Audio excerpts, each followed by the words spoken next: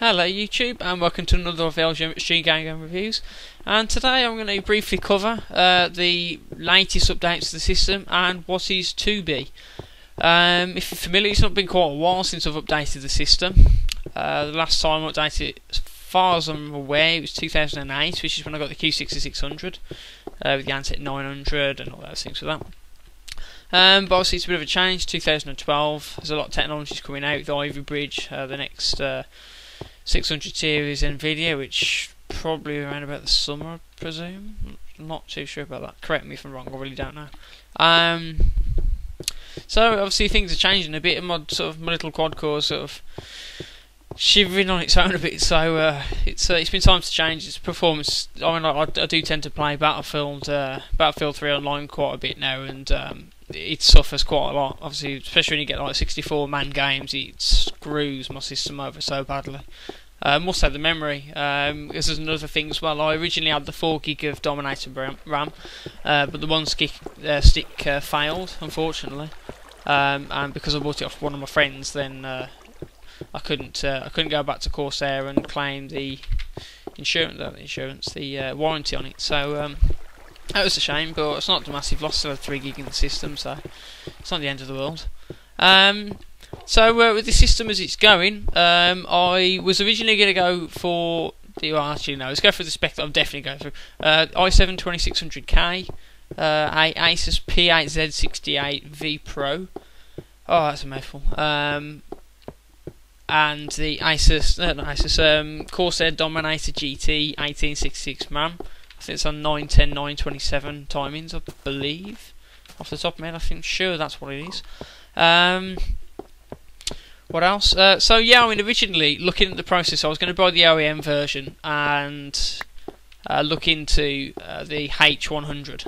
Now a lot of people sort of frown a little bit at that, and to be honest, it's quite a good piece of equipment. I've seen how it runs, and I've seen from what some of my friends have said, it's quite a good piece of equipment. But out of a moment of deviance, I've decided to go the total opposite, and I've gone out and bought myself an entirely custom loop. Custom WATERCOOLIng loop, which I will be receiving in the post Friday, so I'm really looking forward to that. Unfortunately, I don't get the case until my birthday on Saturday, which is what I'm going to get on to next. I've updated the case from the Antec 900 to the Corsair Obsidian 800D. I know a lot of people out there are like, oh, bad airflow. Yes, since I've actually, because basically it's my birthday on the Saturday the 10th, and the case is a present, and I've tested it out just to double check it. I haven't really used it because that would defeat the object of having a present before your birthday. But I've briefly just opened it up to make sure it was all not damaged, and well, I hope it wasn't damaged. Make sure it's all okay, and sort of just check it out. It's a good excuse to really look at it, to be honest. And one of the things I did realise straight away was airflow is going to be a big problem. Where I actually live now, it's not the same as where I used to live, so the computer's flat on the floor, which at the minute is carpet. So you can imagine, especially with the weight of the 800D, because it's 20 kilograms, so it's quite a hefty case.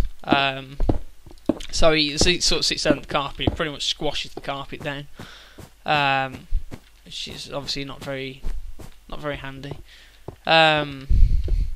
But except for that, the case itself, absolutely amazing. The build quality of the Antec 900 doesn't compare in any way, shape or form. Like the 900, you sort of open the case up, and that's fast. Yeah, you open the case up, and like the rubber grommets that cover the water cooling hose holes on the back of the case, you'd pull the rubber grommets out of the way, and it'd be very sharp metal surfaces, especially the back plate PCI panels. You unscrew those, open another graphics card in, or just refill them, and they're awfully sharp. With the 800D, that is not the case. It's an absolutely brilliantly made case. It's really heavy, it's really bulky. I think because of the steel design, it's a really strong case. The build quality itself, like I did the same test. I took one of the rubber grommets off one of the 800D water cooling tube holes, and the metal was actually smoothed off and had been entirely painted. I believe it's some type of powder coating. I'm not 100% sure on that. Also, I mean, it's sort of like generally, I mean, I'm a bit disappointed with the performance of the 800D fans. As much as they are very quiet fans, and being 140mm fans, so they usually pull a decent amount of air. But I was very disappointed with the fan power, which goes on to my next problem. Basically, I've got the water cooling coming up, which I'm really looking forward to. It's got all some of the best stuff that I could sort of buy. Which is unusual for me. I don't tend to go out and go mental, but I genuinely did. I probably could go a little bit more, probably go for like bits, power fittings and things like that, but I didn't really tend to go for that. Or did I? I think, I'm not sure. No, I didn't. I went for EK Supreme fittings. But I mean, it's still good. I mean, basically, as far as it stands, I'll have to just get the list up because I'm not entirely sure which one I've had. No, it's not that one. So I could list it, ain't it? No. It's there somewhere. Anyway, well, I'll just jump to it. I've got the oh god, I don't even know how to spell it. Is it Liang or Liang D5 pump, 12-volt pump. That was quite hefty, so I'm looking forward to getting that. I'm using 1/2 and 3/4 inch tubing. With EK Supreme fittings. I think I've got some nickel plated ones as a nickel finish and some black finished ones. The reservoir is it's a bay reservoir. I'm sure that's an EK product as well. I think most of the materials I actually got are EK. The CPE water block is an EK Supreme. Again, I'm not too sure about that. I can't really remember the stats off by heart. And the radiator is a 360 EK again, which goes obviously on the top of the 800D. So he's absolutely built it around the 800. Now, obviously, as soon as you came to actually getting the case and realising how bad the airflow was, I've realised obviously I'm going to have a bit of a problem because my Asus P5ND motherboard, the chipset on that runs very warm. That's in my 900. It warms. The stats on my hardware monitor don't say too bad, but it does get quite warm, even with the fan on, which I've had to have since day one. Since I overclocked the system, it was just unbearable to not have it on. You know, I could practically see my computer melting away. I'm not too sure why that is. So unfortunately, I mean, for the minute, until I get my i7 build and I get the entire lot water cooled, I'm just going to have to live with the chipset running a little bit warmer than it would do in the 900. Also with the GTX 570, and I suppose it goes into this. Is basically, I've got the system which is coming up, which will be the 2600 with the motherboard and Dominator RAM. Also looking at doing SLI on the 570s. And water cooling the lot, so the motherboard will be water cooled, processor, graphics cards, possibly the memory, but I'm not too sure on that. I know that it's not really worth it because I'm not going to be overclocking 1800 megahertz memory. It probably is more so just because it looks good. So unless I find a good deal on the kits and it's worth it, then I won't. But otherwise, I might do because of the Dominator fan kit fans. They do look cool, but I must admit I don't like them. I've got at the minute. I've actually got a problem with the one I'm running. It's that they've got a cold start problem to basically start the system up. One of the fans, the bearing on it, it's a horrible sort of grinding noise. And rather, if you leave it just to run itself out, it'll warm up and then that's fine. Or if you just open the case up and just slightly touch the centre of the fan, so the flat surface, not the blade, that'd be daft. And just hold it for a very slight amount of time, but not to stop the fan, and then it stops it, and then that's it. You know, it's literally that's it. But then you leave your computer off, come back to it the day later, and it happens again. So it's quite annoying. So that's possibly the reason why I might possibly consider doing water cooling on the memory, but that's not really a concern at the minute. So looking into the system, I mean, I'm going to be upgrading all the optical, so I'm going to have Blu-ray drive, because at the minute I'm still running an IDE drive, which is absolutely horrid, but it does its job well. I can't really moan too much. I'm also looking into a Corsair GT120 SandForce SSD, so I want something a bit quicker to run the operating system. So that should be running quite well like that. I'm trying to think what else there is to explain. There's not really a lot to do, to be honest, until I actually get the system with the water cooling and the 800D. There's no point in me doing a video on that. Now, since I've moved house, I don't have the same video camera I have anymore. Because basically I used to borrow my dad's camera. So we'll have to make some type of contingency to that. But I'll try my best. That's all I can do. I'd prefer to be spending the money on building the system up than spending a lot of money on a nice camera, because I know what I'm like. I don't tend to buy cheap stuff, even though I should really. But trying to think if there's anything else at all.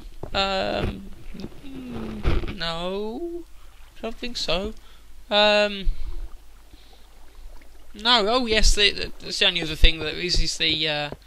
I will be upgrading the power supply. At the minute it's a TX 750 watt Corsair PSU. It's a brilliant PSU, but I'm not so sure about how it's running at the minute. I don't know if it's mine or if it's a general thing, or it could be my system. In fact, my 3.3 volt readings sit around 3.1, which is pretty concerning. To have sort of a drop in power like that, it's not something you tend to have. But there's nothing I can really do about that. I don't really know a huge amount about electronics, so it's not something I can even comprehend the idea of messing with. So I'm going for the HX 1050 watt. So that's the fully modular power supply. That's going to be pretty cool. I'm looking forward to that. It's going to tidy the cables up a lot, especially in the 800D, where at the minute it's probably going to be absolute chaos behind the back panel. But it shouldn't be too bad. Also, the fans I'm using on the new system are Coolmaster Sickle Flow, I believe they are. 120mm 70 CFM fans, or 70.46 I think it is. So they're going to be quite cool. Apparently they're rated at 20 decibels, but that's at their lowest speed. So I suppose for 70 CFM, that's not really surprising. And this is my castle, just in case for anyone that hasn't seen. This is my castle which I've built myself by hand. I'm in the process of doing bits and pieces, but it's a bit of a hefty challenge. And this is one of the biggest castles ever made in Minecraft by a single person. I'm just gonna have to be back one moment. Back again. Where was I? Horrible phone call. Really weird. Yeah, so the CFM fans, but I mean they look quite cool. They've got the blue LED ones, so they've got quite a cool look into them. I have also ordered a 140mm fan. I can't quite remember what that fan is. Also got a 6 channel Casa fan speed controller. That would look quite nice with the 800D as well. It suits quite a lot with the brushed aluminium surface on the front. I think I've pretty much covered a lot. I've also not done any videos or anything that I've had since I've not done any videos basically. I've also got a G27 steering setup. The racing wheel is absolutely amazing. It's something else. I don't really play it or use it as much as I should really, but it's certainly something. It's brilliant. Hello, you okay in there? Where else am I? Yeah, but except for that, I've also got the I've got a Logitech surround sound. Can't quite remember what the model is. That's not useful. Those things freak me out. I don't get them. Woo! Yeah, little boy. Hello, little boy, the speaking man is coming. For anyone that's not familiar with Minecraft,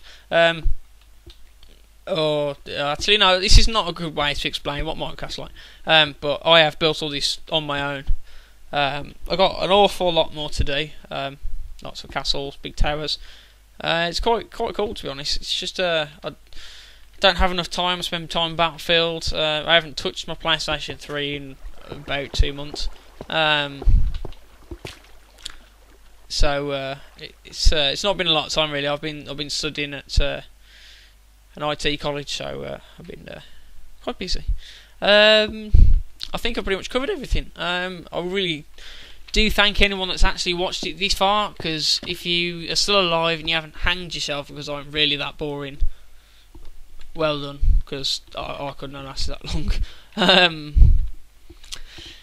I believe that's it, so I think I'll leave you there. Thank you very much for watching my video. If you've got any comments or anything, or any questions at all with the system, anything interesting or totally non-relevant, please feel free, because I am quite a random person, so I will end up asking and answering random questions. Yes, that's all. Thank you very much for watching my video. Please comment, rate and subscribe to our stream, and I will see you soon. Bye bye.